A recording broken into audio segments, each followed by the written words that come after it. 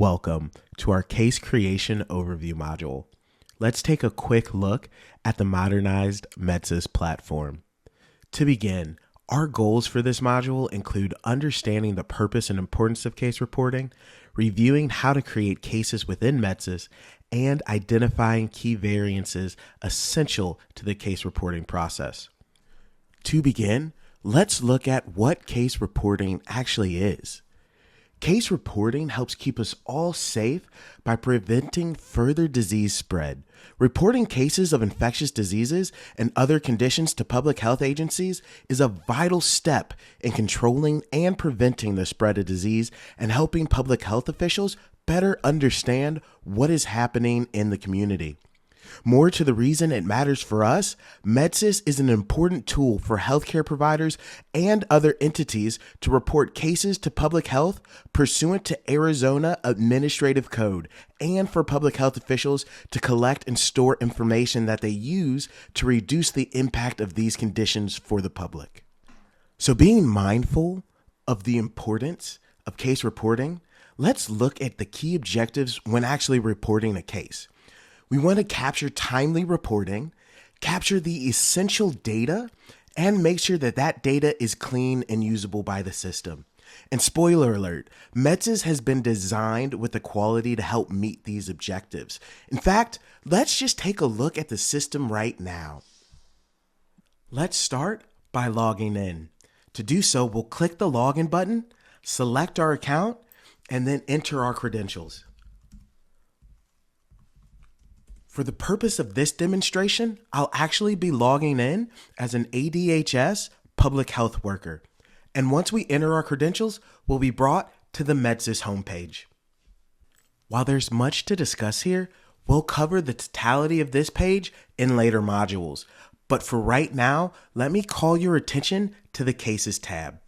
Clicking on the Cases tab, you will then be brought to the Cases page, where you will see all the cases that you have access to given your permissions. If you're a healthcare worker, those permissions are determined by your reporting organization and/or its sister and/or parent organizations. And if you're a public health worker, those permissions are determined by your jurisdiction and your program area. But let's look at the Create Case button, where we can click and begin case reporting workflow. Once we do that, the first thing we'll do is select a morbidity. Next, we'll select our reporting facility. And as we begin to type, it will auto-populate, allowing us to select our facility. Then we'll select our reporter, and we're ready to get started. Before we enter in information, let's take a moment to look and familiarize ourselves with the case form page. On the left side, you'll see your navigation bar. These sections are directly impacted by the morbidity that you select. Along with that, you'll see your person details section as well as your case details section. And within each section are required fields. How do I know which fields are required? Well, let's look at first name, last name, sex at birth, and date at birth. You'll notice that they all have a little asterisk next to them denoting that those are required fields. Highlighting the required fields allows for timely reporting and allows for individuals and users to understand those minimum requirements to report a case to public health. But the validations and safeguards don't stop there. So let's experience them while we're actually live in the system. So as we begin to enter in person details, the system will actually check to see if there's an existing person in the system already. And if so, it'll prompt us, and if not, we can continue on. As you can see, the system has found the existing person. For the sake of this demonstration, we'll continue with a new person, but it's also worth calling out that just like the system searched for an existing person, it also searches for existing cases under the case that you're filling out for that morbidity. In addition to this, the system will only return persons and cases as a healthcare worker if they've happened at your facility and/or a parent or sister facility. And if you're a public health worker, those return all person records and only case records if they're in your jurisdiction. Again, for this demonstration, we'll continue with a new person. From there, we'll continue to enter in all the minimum required information. So as we can see, address is another one that we have to enter in. So once we click that, we'll add the address.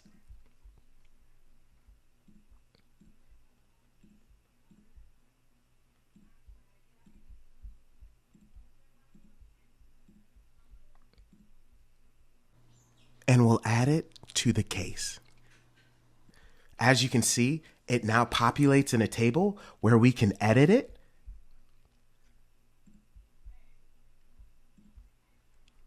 apply those changes, and or delete it if we need to. It's worth calling out that none of this information is saved into the system until you successfully report the case to public health. In addition to addresses, we also see race and ethnicity as highlighted fields. But in order to show some more validations and safeguards, let's leave those blank and see what the system does. As we continue to move forward, we'll find our way down to case details, and we'll start entering in the information that we have for this particular case.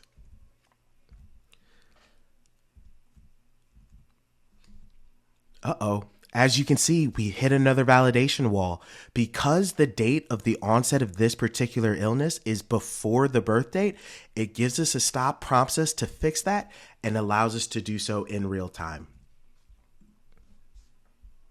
Once we do that, we arrive to another section where a lab is required, and labs are required for all cases of infectious disease.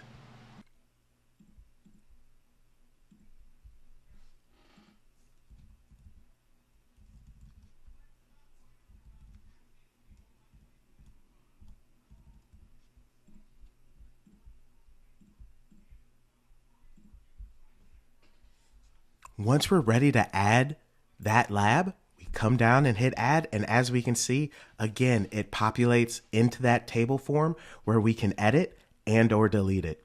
At this point, you've entered all your information and all the information you have, and you're ready to report to public health. So let's do it. Oh wait, if you remember, we left these fields blank, and as you can see, the system did not allow us to move forward until we came back and fixed these. And in doing so, we can now go back to save case. Voila, we've done it. Success. And as you can see, the case is now visible on our cases page. So shifting gears, as you can see from our live demo, those objectives around timely reporting, capturing the essential data, and making sure it's clean data is of the utmost importance to the new MEDSIS platform. So looking at some of those variances we covered in the live demo, once you've selected a morbidity, the navigation bar will display only those relevant sections to the case you're reporting. And not only that, all of the morbidities have unique minimum requirements to report a case, as we saw denoted by those asterisks. And when it comes to certain facilities, right now, just our HIV surveillance and prevention facilities, they display different forms because of the types of facilities that they are. So just like we saw variances in our live demo due to morbidity and facility type, we also see variances by user type. So when it comes to entering morbidities, healthcare workers have the ability to enter all morbidities, while local public health workers only can enter morbidities for their assigned program areas, as well as ADHS only being able to enter those morbidities for their assigned program areas. And yet, when it comes to the system searching for an existing person, a healthcare worker will only return a person if they have a record within their reporting organization and or parent organization, whereas local public health workers, as well as ADHS employees, will return all person records. And when it comes to the system searching for an existing case, healthcare workers will only see those cases that are associated to their reporting organization again, while local public health workers will see cases associated to their program area and jurisdiction, as well as ADHS only seeing those cases assigned to their program area. So the system is robust and the fail-safes are plenty because privacy and the user interface is of the utmost importance to make this process as straightforward and as seamless as possible. So stay tuned for more information and more modules on the new MEDSIS platform. Thank you.